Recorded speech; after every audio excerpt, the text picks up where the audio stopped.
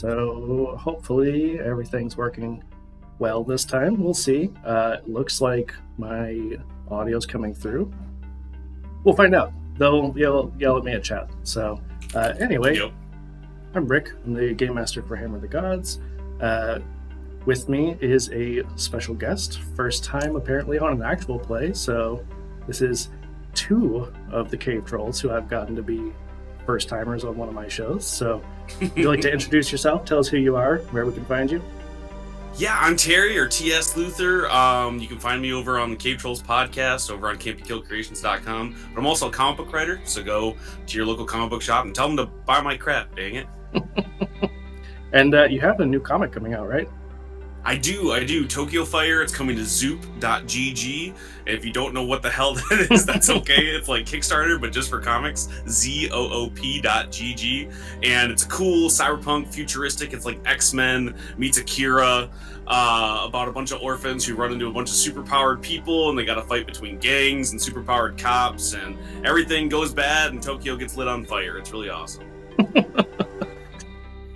I mean, I'm into it. Also, the first time that you told me about Zoop, I'm like, I don't know what the fuck that is, Terry. So I'm glad that you always explain it, because I had literally never heard of it. It's a really, really cool platform that's still really new. They've only been out for like a few years now, and outside of the comic book community, they're still growing. But if you like comic books, it's the place to be, because you can get a lot of really cool creator stuff over there for really cheap, a lot cheaper than Kickstarter a lot of times. And there's a lot of up-and-comers like myself. you get one of our issue ones, who knows, we might be famous one day, it might be worth a lot of money, or it might still be worth the $4 that you paid, one of the two. But you know what, that's a good return on your investment. It stays the same. It's not going to be worth less than what you paid, probably. It Hopefully. Could be, but it's the sentimental value. You can say, hey, grandkids, I was there on Zoop day one, T.S. Luther. And they're like, you impressed? Who and what is that? Hopefully not, but you know. Oh, you mean that guy who's in jail for for all those terrible comics he made? That guy? I mean, if terrible content got you arrested, then I would be in trouble. But oh no. Anyway, so this is, I think, session 21, maybe, of Together Among the Stars. Gonna take a brief pause because apparently it's in my script now. I think you should know that one. I don't have the answer for that. I'm just here, man. So, first announcement. Our sponsor for today is Canadian Dice, which, we love Ryan. We love Canadian Dice. You can use the code THEVACTER, all one word, for 10% off your order. And Maggie's pick of the week is the mini green speckled dice. And we've all said it at this point, Ryan, get your name game together, man. Like, step it up. Because according to Bree, it's Booger Confetti. That's a much better name. So go check that out. Second announcement is our merch store, where you can get awesome shirts like this, which you can kind of almost see.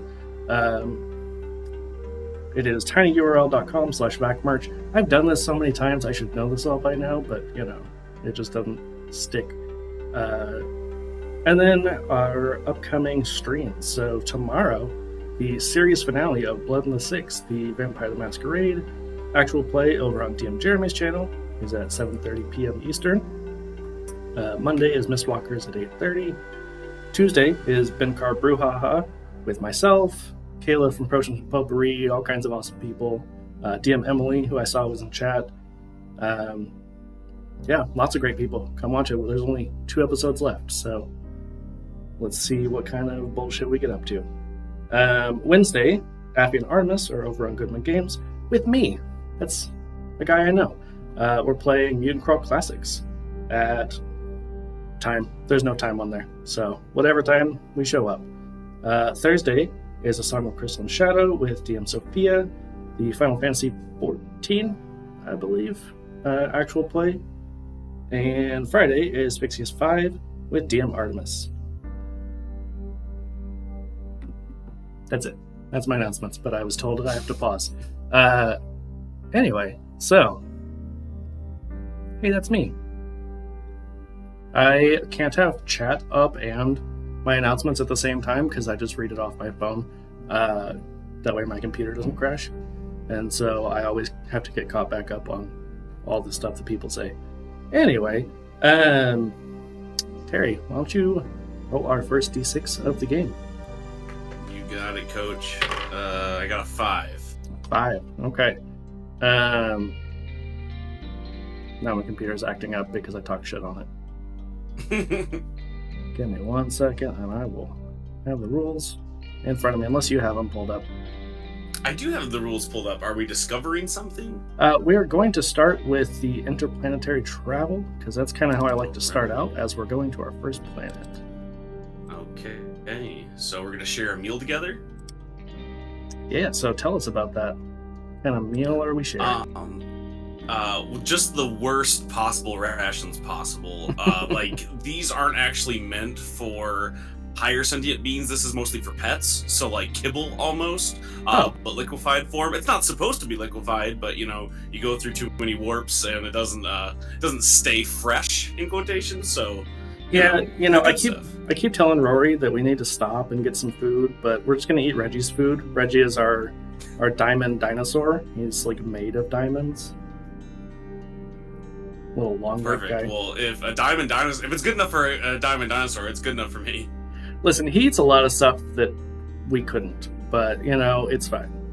Totally. You're fine. not really selling me on this food.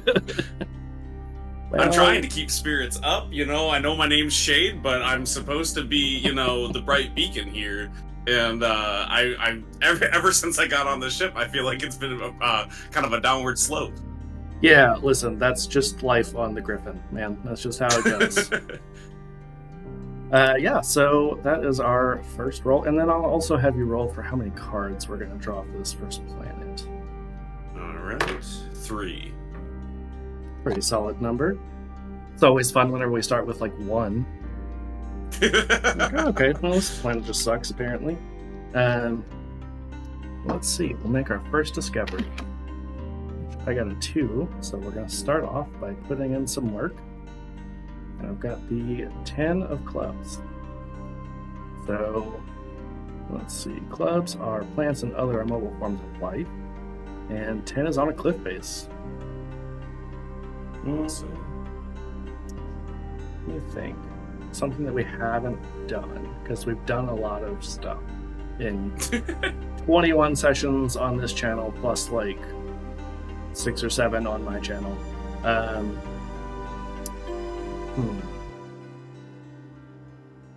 plant that we've not seen. Let's see, we've had mushrooms, we've had grass, we've had trees.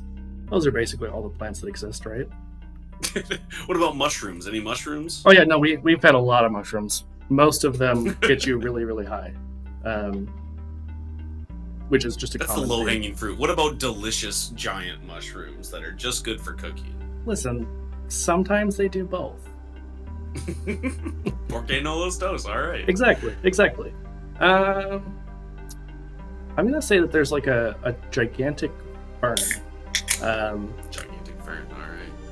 But it is like purple and red. So, not super common earth plant colors.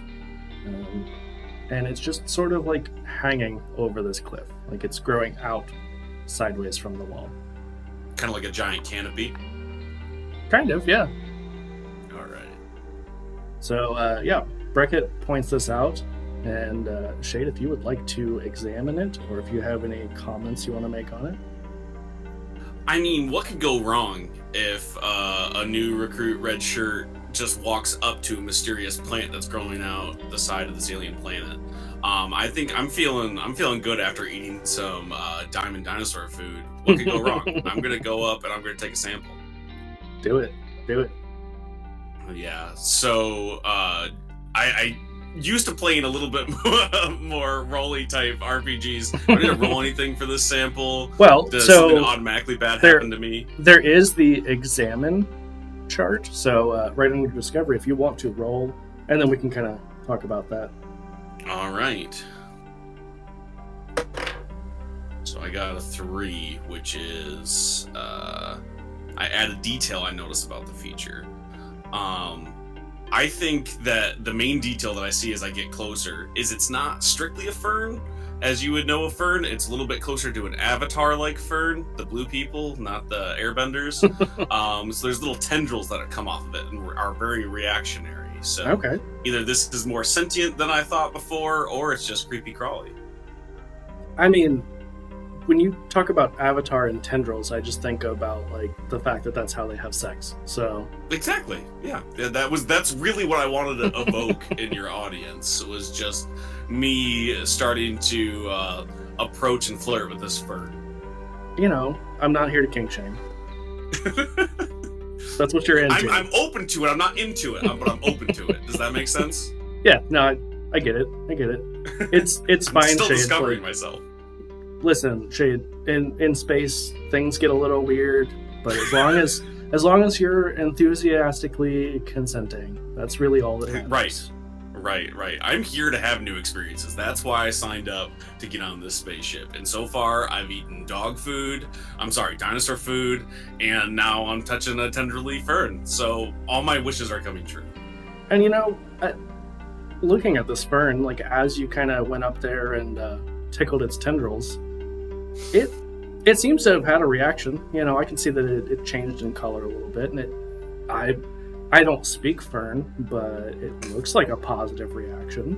I need the Lorax. I need the person who speaks for the trees. I need to know if this was an enthusiastic color change. Like, is this on the bluer shade? Is that good? Is that bad in space? Yeah, I'm gonna say yes. Okay, that's good. I mean, we have babblefish that come standard, and Breckett's like, oh yeah, shit. And then like pulls out this little goldfish bag basically and like slaps this little fish in your ear. So it just like wiggles around this little fish worm thing. But that would have been really appreciated several planets back. All the times where it just sounded like it was Han Solo talking to Chewbacca, everyone speaking their own language, and I'm just nodding and smiling, which is what I'm used to as a recruit. But it's hard not to feel contempt for you. As I find out that I could have understood everything that was happening up until now. Sometimes the best strategy is just smile and wave. I'm still alive. I've had to eat a lot of dog food, and there was a few times where I was left behind, but I'm still here and kicking, and that's wonderful. Listen, I'm not the pilot. You gotta talk to Rory. That's all Rory. They're, probably watching right now because they like to follow us around with a little drone, but it's not creepy. You get used to it. I think back to page 3 when you get into the higher ranking officer manual for the Rangers, and it specifically says make sure you pass the buck. Like, never admit that anything would be your fault to a lower ranking officer. Exactly. Also, Breckett just goes over, grabs this manual, starts flipping through it, and then just throws it away. I feel like I've seen you do that to several other Rangers. Have you ever read the manual, or do you just keep a copy so you can get flustered and throw it? Yes, both. I mean, that's the obvious answer, right? Of course. That's also in the manual. I don't know if you've ever made it that point, but you're supposed to always be throwing the manual out to show that you know what you're doing, and it's the determination of it all. I feel like Shade probably has a second manual. Just a backup. And then you happen to notice that it does say Ranger Breckett as the author. Very conveniently, I don't know if this is true. I've been gaslit so many times since I've joined this. I don't know what's happening anymore. I'm really just hoping that this fern is my key to some sort of either upgrade or promotion. I found this thing, it's got tendrils, that's good enough, right? Or, you might end up with some space fern child support. It gets pregnant just because I communicated with it? I didn't even touch it, I just examined it. Oh, no. I don't know, it sounded like you were touching tendrils, so... I don't have any tendrils. I don't know if we're compatible in that way. I think fingers are essentially just like the human version of tendrils, right? I disagree. I feel like when you look at the tendrils chart on page 45, there's nothing about fingers. Yeah, listen, I drew that by hand and I was kind of high. See you pencil in fingers.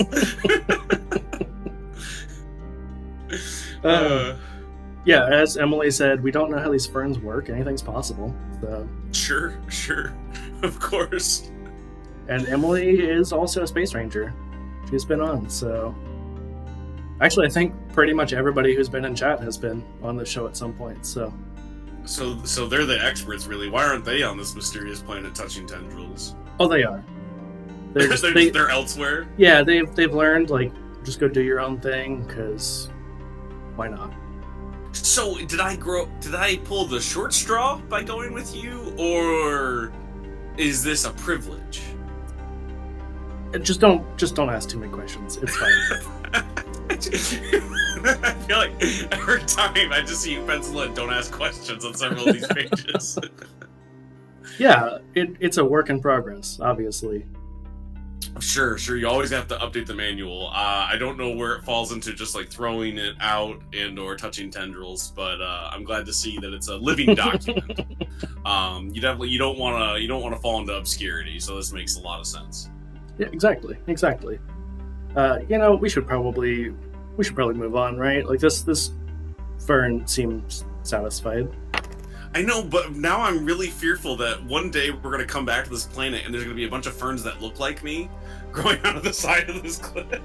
So I just look back like longingly as we walk away. The sexual tension between Shade and this fern. Just don't want to be an absentee fern father. You guys exchange like whatever kind of a communication device a fern might have. You don't allow me a communicator. Oh, no, that's part of your suit. I don't know what you're talking about. Oh, yours is... Mine hasn't operated in a long time. Why doesn't yours have one? This is just like the paddlefish situation. No, actually, I see the problem. It looks like Reggie got to your suit and chewed it off. So we will get you a replacement when we get back. Back to where? Yes. So if you want to roll for our next discovery, we will... see what other kind of space shenanigans we get up to. Yeah, what could go wrong here? I rolled a 2. Ooh, more work. We're going to have to take an arduous journey to get there. So we've got the 3 of Hearts. So tell us about what kind of ruin we find by a gentle river. A ruin by a gentle river? Mm-hmm. I think this is straight up the obelisk from 2001. Like, I just see a bunch of dead apes around it, and it just stands there, 30 feet tall, towering over us. I feel the sudden urge to violently outburst near it. Weirdly, there's also a lot of like little baby dolls that have been shattered. Yeah, what could go wrong with that? Like, that's just, I'm getting good vibes all around. Yeah, it's the 2001 meets Barbie movie crossover.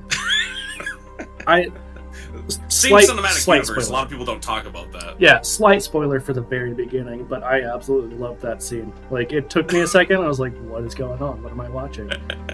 And as soon as I figured it out, here for it. That's the reason why it came to mind. Makes sense.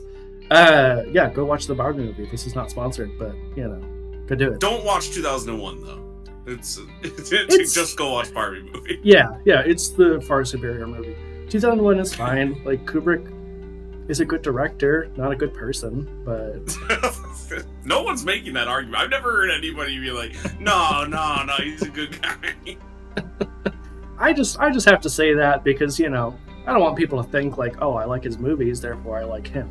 That's not how that works. That is also in the manual, though. It specifically says that you're not a big fan of Kubrick as a person. The films are okay. But... Yeah.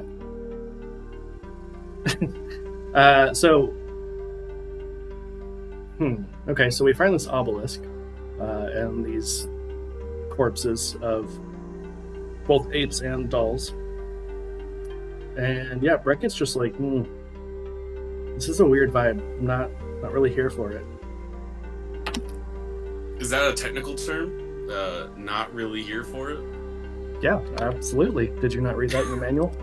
No, I'm going to write that one down. Is it like for my official log if I survive this planet? Fingers are in fact tendrils, and we're not really here for this obelisk thing. It's just putting out bad vibes all around. Listen, I've seen a lot of obelisks, and most of them... You have? Actually, yeah, they've shown up in the show a lot. And most of them have been a little bit sketchy. So I've never seen a good obelisk. You don't see one of those and go, oh, I love this brutalist architecture. This is wonderful. I feel like I could set up camp here and not have my brain invaded. Yeah, one time it shot lightning. So that's good. It was cool looking, but I don't know if good's the right word. You love to see it. That was really what I was hoping for when I came to this From a planet. distance. I wanted tendrils on ferns. I wanted obelisks that shoot lightning and/or have dead sapiens and dolls around it. Although I think I'd be creeped out more if there were living dolls around it. So I guess you take what you can. Yeah, that's a valid point. So I got a 4 on my examination. As Breckett is kind of looking at this thing, taking videos for Space TikTok, he realizes that on the other side, the opposite side of where we came up to initially, it just has terms and conditions in super, super small print. It's really hard to read because it's black on black. So you basically can't tell what it actually says, but sure, everybody knows what terms and conditions look like. And there's a little box at the bottom. Okay. Yeah, it looks like you should go out there and click it.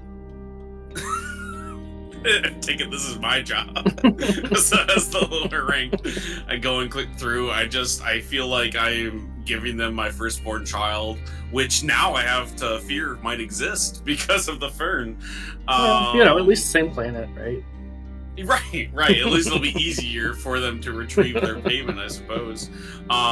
What I'm opting into, I still don't know. It's a lot of legalese. Even with the Babelfish, I'm still confused because of the print.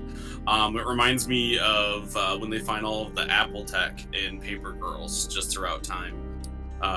So this is wonderful. Again, good vibes all around. I'm loving that even the corporate greed has made it to the more obscure points in space to where they're just building obelisks that sometimes kill things. Because America, right? It's a feature, not a function. So does Shade go up and click the box? I mean, yeah, I feel like I came here to win, not make friends. So I'm definitely going to click accept. Yeah, when you do, it comes up with another box with 9 little boxes. But you can't tell what the actual prompt is, so you just have to guess and see sure how this works.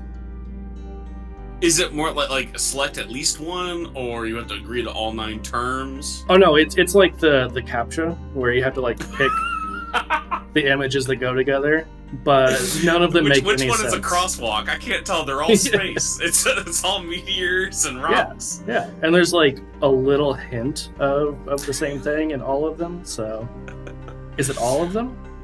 No, at least it thinks I'm a computer, which is good because I don't know. Is it trying to mind control me? Is it trying to kill me like it did the apes? Are we about to be murdered like the dolls because I can't identify which one is a bike out of these images?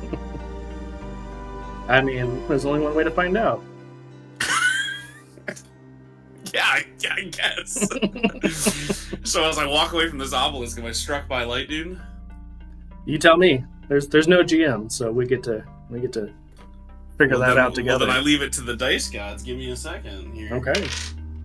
I rolled a 3, so I'm gonna say that I feel a tingly sensation as the hair grows on the back of my neck, and I'm not struck with lightning per se, but a goop tends to form in my shoes as it's coming up out of the ground, and you notice that there's some sort of pink stuff growing out of the ground here. It's liquid, but it definitely looks like it's pooling out of pores out of the skin, if you will, of the plant. Is it like the slime from Ghostbusters 2? It's exactly the slime from Ghostbusters 2. It's just feeding on our emotions. Your Love Is Lifting Me Higher is playing right now. I mean, that's just generic space exploration soundtrack, right? Well, I have to have the soundtrack because I don't have a radio comm. So what I still have is an old Zune hooked up to my space helmet. Yeah, it's just like the drone that follows us around, just as our boombox, basically. What else would you use it for? Space exploration? No. Candid photos of wonderful-looking planets? No, space boombox. It can do both. I don't know what you're talking about. Not at the same time, though. Yeah, no, that's too much computing power. Okay, so I got another 4 because that's apparently all I can roll is 2s and 4s today. All right. So we suddenly come upon the Jack of Clubs. So we got another plant. And what was Jack? Jack is something. Oh, in the desert. So, I mean, we had a gentle river, but deserts can have a gentle river. It's not illegal. I'm gonna say, like, as we're just kind of strolling along, we're like, you know what? Enough of this obelisk bullshit. Like, let's get out of here. You've agreed to some kind of mysterious terms and conditions. You're probably gonna die, so we might as well enjoy this planet while we can. And we come upon just like this random flower, just a very small flower, very like nondescript, just a little like yellow. Trying to think of a flower. Just gonna call it like a daisy. Do you hear the daisy talking to you in your feet like I do? No. We should probably get that checked out, though. It's saying something about being the spouse of the fern. I'm being challenged to some sort of duel. I don't know quite how that works, but I'm allowed to elect a champion. So if you want to get over as the higher ranking officer, as soon as you say duel, Breckett just has like his finger on his nose. He's like, nose goes, not it. But you know who's really good at dueling? Reggie. And like as Breckett says that, Reggie just gets beamed in from the drone. You can do this? We've been walking miles. You can just beam us to locations. It can only do Reggie because of, something in his like crystalline structure. I don't know, science or something. Can we do that since we've been eating Reggie's food? Or is there just zero benefits from eating kibble? Oh no, it actually has like negative effects. It's really bad for you. You probably should stop eating that. You love to see it. Okay. It turns out that on this planet, plants are not into cuckolding, so... I didn't know! I didn't know they were taken. I didn't know that there was a significant other involved. I never want to be that guy. That was the first thing I said when I said, Ma, I'm going to space. I'm never going to be that guy. She said, don't get anyone pregnant. And I said, I'm going to try. And I thought I did a pretty good job until I found out my fingers were tendrils. And, that's on me. That's my mistake. Just because I did, ignorance is no excuse. But mistakes were made. Yeah, I apologize profusely as Reggie attempts to eat this flower. Oh, there's no attempt. Like, Reggie just murders this flower. It's gone. So hold on though. Like, does that mean, what if they already had children together? I mean, Reggie does whatever he wants. I've ruined this family dynamic, I feel. I'm a homewrecker now. Or you made a new home. And you're just going to live here forever. So now you say I'm elected to stay? Is that what I agreed to in those terms? Because right now I just feel like my feet are soggy. It's both. It's always both. Both is always the answer. Okay, all right. I love space. That's what I have to say about that. And you know what? I'm going to take a cue from you, and instead of looking at my manual what to do now, I just toss it. You get it. Every time we just toss the manual, it just gets beamed back to the ship. So we have one copy? Yeah.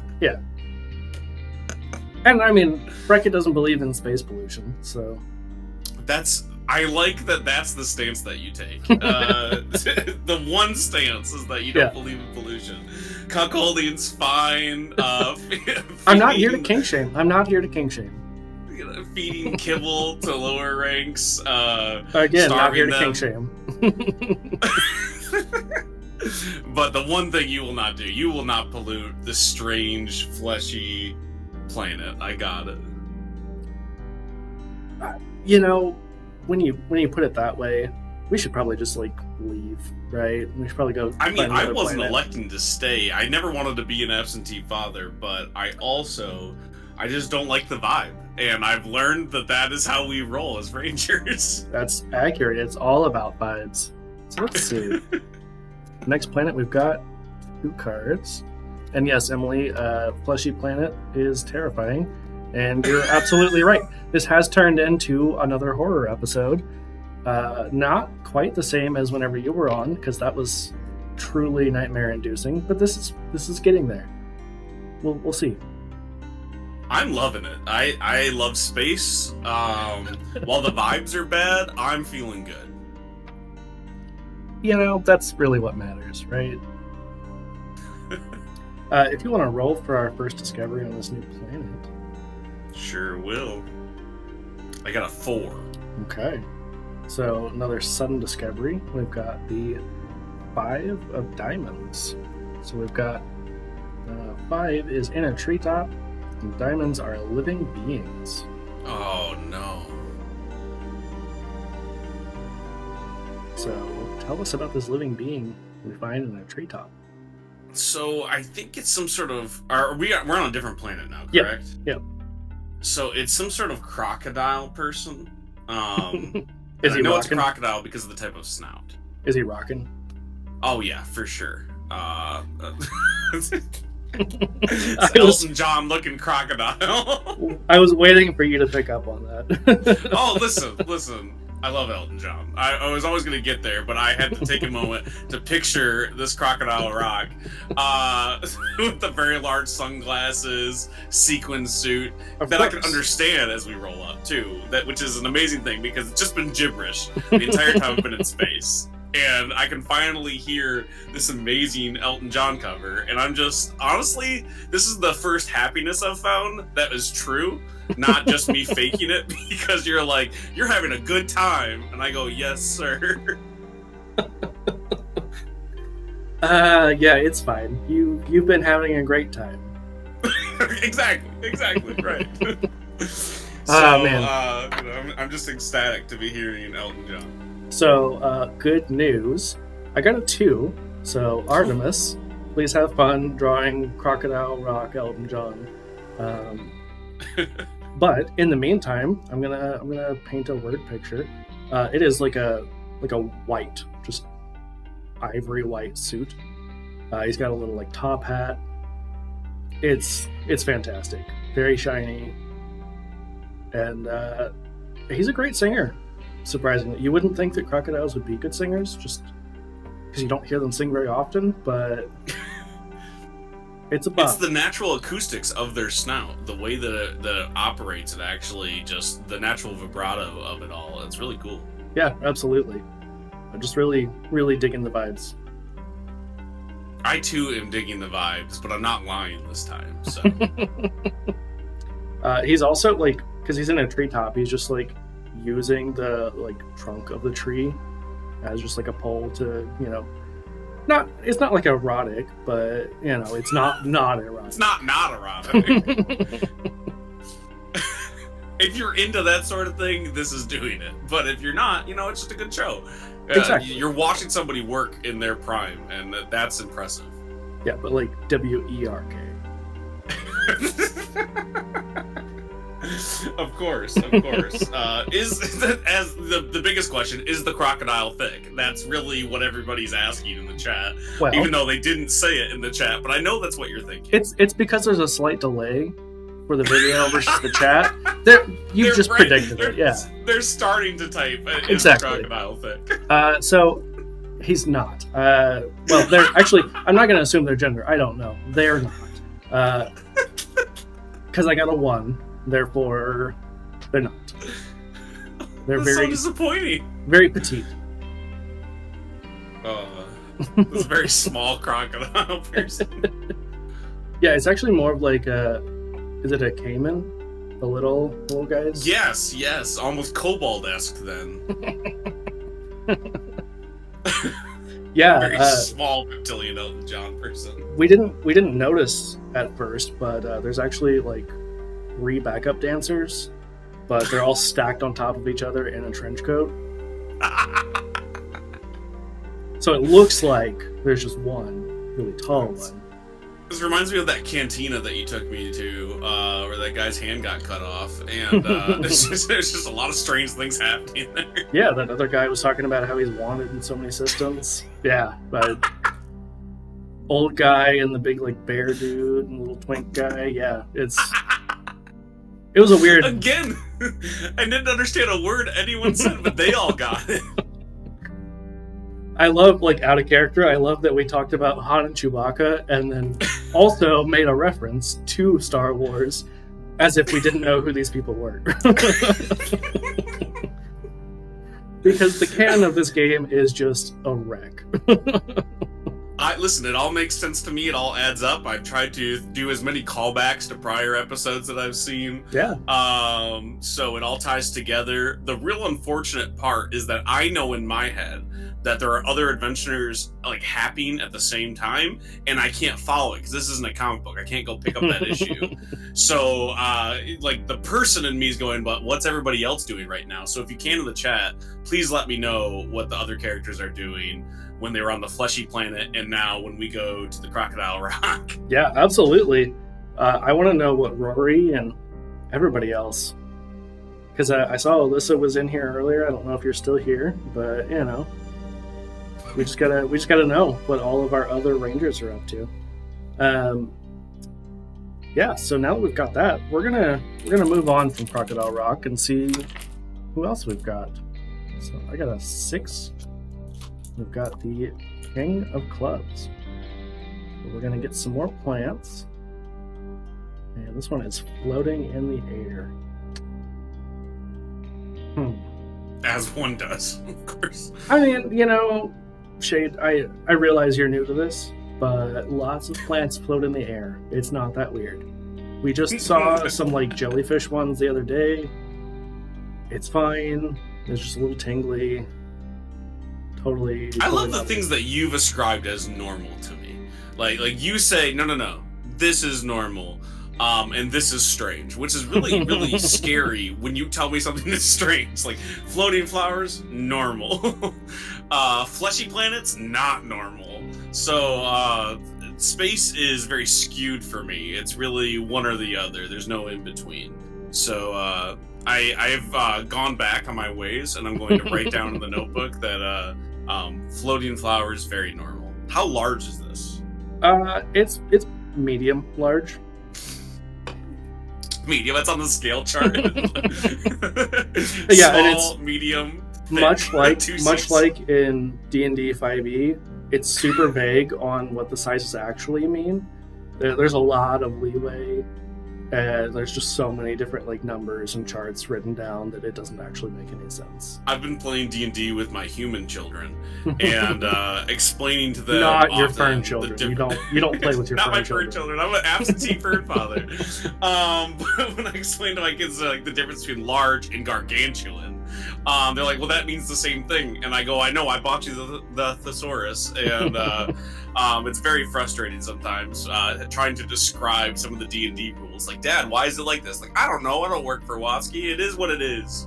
And you know, thank goodness you don't, because I would have to unfriend you. Just like how I don't have friends that are billionaires, I don't have friends that work for Watsky. Yeah, do be like that. But we have friends that work for Even Footing Games. Me, I am that friend. And you know, other people too. I'm not the only one who works there, but I'm the one who's here today. You are Even Footing Games. Is that incorrect? I'm definitely not. Aaron is coming to fight me right now. Yeah, so apparently Rory is eating popcorn with Reggie and ordering supplies from Space Costco. And Emily says that the planet is dummy thick. But it's only 2 C's, so like, is it really that thick? Is it really dummy thick and it's only 2 C's? Dummy thick is on the larger scale when you look in the handbook, though. Yeah. There's like two really big mountains right next to each other. Two really big mountains, one really, really small crocodile person. No, there's four of them, because he's got, they've got their backup dancers. We don't know what the backup dancers are. They're in a trench coat. They could be anything. No, you don't. Okay, Reggie Three has fur children stacked on top of each other. Reggie has clearly gotten into your suit too much, because I've got my X-ray, goggles. You have X-ray goggles? I barely have normal vision because my suit is cracked. Yeah, you've got duct tape. It's fine. The duct tape obscures my vision, my normal vision. Oh man, Artemis, feel safe. Can we please get a sketch of Shade with duct tape over his face? Because that would be amazing. You don't have to, obviously, but that would be amazing. So yeah, let me see. So I have not actually described this plant at all. How fleshy is it? Like fleshy's on the lower scale of cool. Dummy thick is on the other side of the scale. It's also pretty medium in that. It's a little bit like I'm gonna say it's like a rose bush, but instead of green for the vines, it is like a pink. Weirdly, it's got like little spots on it that almost look like freckles. I'm sensing a pattern with space here. It's kind of like when you play an anime fighting game. They don't have different costumes. It's just palette swaps. Yeah, absolutely. Because, Earth is obviously the model for every other planet. Everybody knows that Earth is the center of the universe. It's on page 4. Yeah, there's a picture and everything. It's just Earth with a little happy smiley face on it. And then it just has everything else. That's it's the very drawing. Similar to the Ends of the World animation. Yeah, absolutely gonna fire some missiles. But I am retired, so not right now. I'm sorry. Please continue and describe this planet. No, that was pretty much it. It's just like a rose bush, but pink with freckles. Is that a planet then? No, is that plant, a technical term? Plant. Oh, plant! I'm sorry. Yeah. So this floating rose bush thing. I got you. I thought you were describing the planet, and I was like, well, that's not a planet shape. The whole planet. Yeah. No, the planet does have two large mountains because it's dummy thick. Yeah. I got it. Yeah. It's packing. I'm starting to understand space. Well, that's good because I think we're out of discoveries for this planet. So, if you want to maybe check out like one more on this planet. Well, or like one more planet real quick. Just sure, I'm down. Quick adventure. It's gonna be 6 cards now this time. So if you want to, I guess I rolled for that one, so I'm gonna. That's amazing. I got 1 card. So yay! If you want to roll for our discovery, we'll see what this planet has. That is one thing. I got a 1. Great. We're gonna put in so much work. Got the 8 of clubs this time. So, what kind of plant on a glacier? Another plant. Does Shade find? Oh, this one I'm very, very excited because it's not giant. It doesn't have tendrils. It is a somewhat normal-looking mushroom. There's one single eye at the top of it, like on the cap. Is that normal? Yeah, well, I mean, relative to the other things I've seen in space.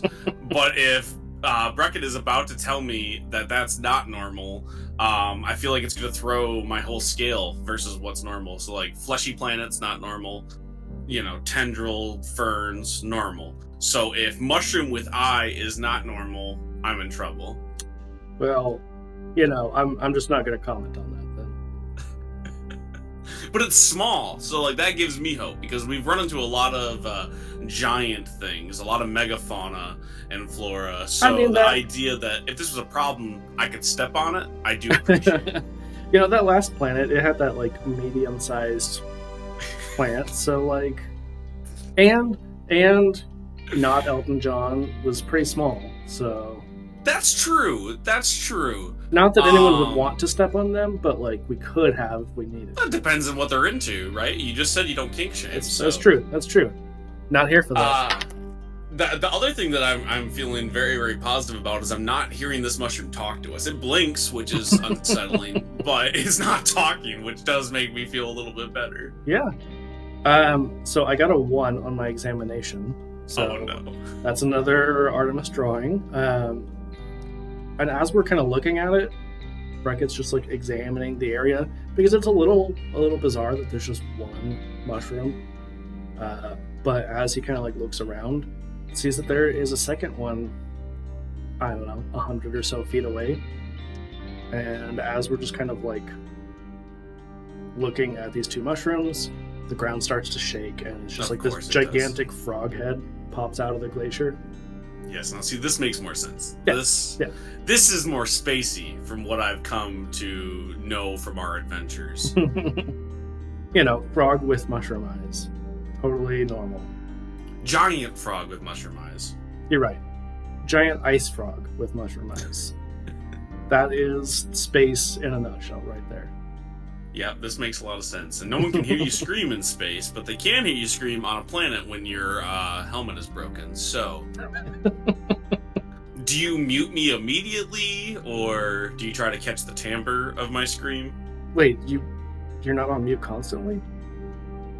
So you haven't heard a word I've said on this planet? No, not at all. I don't normally mute myself. But I see your lips moving. I just figured you're like talking to yourself or something. That's me. I'm always talking to myself. I guess technically, if you're not listening, then I am talking to myself, which makes a lot of sense. Think you're probably just talking to Rory the whole time. Yeah, that's at least what you thought, or the assumption that you made. I think when I look at the manual, and this is not right now, because you're going to see me throw the manual out. But it says on page 36, right before the really cool drawing of Breckett, that you always sacrifice yourself for this ranger. So you see me remove the duct tape from my helmet, and I start shouting at the frog and running in the opposite direction of you. Amazing. I'm going to say that like you run for quite a ways. But as you're running, Breckett's just like on the comms to Rory, and so like you see that our ship, the Griffin, is like kind of in front of you. The frog shoots out its tongue, pulls you in, but also like ends up in the cargo bay of the ship at the same time. So you're fine. It's fine. We're just taking the frog with us, and you. I mean, you're there too. Thank God. I like the idea that it wasn't intended to save me. It was intended to grab this new specimen, this ice frog. Listen, Shade, I realize that I've only said this like every other sentence, but it's always both. Sure. And I definitely believe you. Just like I believe that backup dancer was just a very, very tall crocodile person and not three stacked on top of each other. Just like I believe that obelisk only had my well-being at heart when I agreed to its terms and conditions. And just like I believe, like my manual says on page 3, space is fun. Listen, that's just facts. I'm definitely thankful that planet had breathable air and not at all disappointed that my demise did not come sooner. I'm gonna put a fresh piece of duct tape on my helmet and go and log my adventures because I love space and space is fun. The vibes are good. I love the idea of, since Breckett does a lot of like space TikToks, that Shade is just like a space YouTube vlogger, but he's got just duct tape in front of his face the whole time. Even though there's breathable air on the ship and you don't need to wear your helmet, you still just wear it. It's not a matter of enjoying it. My helmet doesn't come off easily. It's very difficult to remove itself from the suit. It's just stuck. It's like rusted on. Like, there's a reason why I'm smelly. It's not because I don't enjoy showers or that we don't get a certain allotment of water every 6 weeks. It's that I cannot remove the suit. Yeah, it's fine. We're gonna go back to Hermes Station and get that fixed eventually. I don't believe you, but I'm gonna nod and smile anyways. It's smile and wave. Get it right. Exactly. All right. Well, we're almost at about an hour since we started. I think that's a pretty good stopping place. Shade didn't die yet. Yay! He's definitely happy about that. Not at all disappointed that he didn't join the void of space. Because again, space is fun. I love it. I'm so happy to be alive for more adventures. Yeah. And, according to chat, Rory is currently plotting a course for Hermes Station. So, like, I guess we'll get your stuff fixed, allegedly. So I feel like I'm gonna slowly become the cricket of this crew. And every time you see me, if I'm ever get the chance to come back, it's just gonna be worse and more dire situations for me. Yeah, rickety shade. Exactly. Awesome. Well, before we leave, anything you want to plug? I mean, we talked about your comic earlier, but if you want to remind let's talk about it some more. Go check out Tokyo Fire. It launches in August over on zoop.gg. I have lots of other comic books on the way. If you want to buy some of my comic books now, you can head on over to can'tbekilledcreations.com. There's lots of cool stuff over there. I do podcasts over there with the Slovenly Trolls. It's called Cave Trulls. It's on all the podcast networks you want it to be, I think.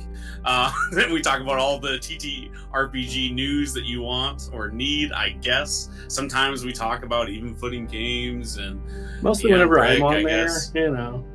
Yeah, exactly. So there's lots of fun D&D stuff over there. We have a Patreon, patreon.com/can'tbekilledcreations. But yeah, go buy my comic books, damn it, or at least pretend like you bought them and give a really good review and say, oh, I love T.S. Luther. It's my favorite author of all time. Up there with all of the greats, and I'm so excited for his new comic book, and that would do wonders. There you go. Yeah, and before we head out, anyone you want to raid? Any Twitch people you follow? I don't know how Twitch works, but I would love anybody else from your friends. Please go raid them. Give them all of our wonderful viewers who did not dip out when I survived and we weren't really disappointed. Well, the only other person who I follow, who I know the Vector also follows, who's online that isn't us, is Gooey Cube. So I assume that's probably who we're going to raid. Awesome. All the people I follow are all offline. Otherwise, I would say throw it to them. That's valid. Same here. Yeah. So before we go, I am going to plug tomorrow. We're going to be doing over on the HamPod channel our character creation stream with Artemis. So if you like the Vector, which is probably why you're here, come watch us over on the HamPod Twitch. So, what game are you going to be creating something in? Mutant Crow Classics, actually. Ooh, love it. One of my favorites. It's a good one. So, all right. Well, I'm going to kick us over to our outro, but stick around for the raid. And thanks for watching. Thanks. Bye.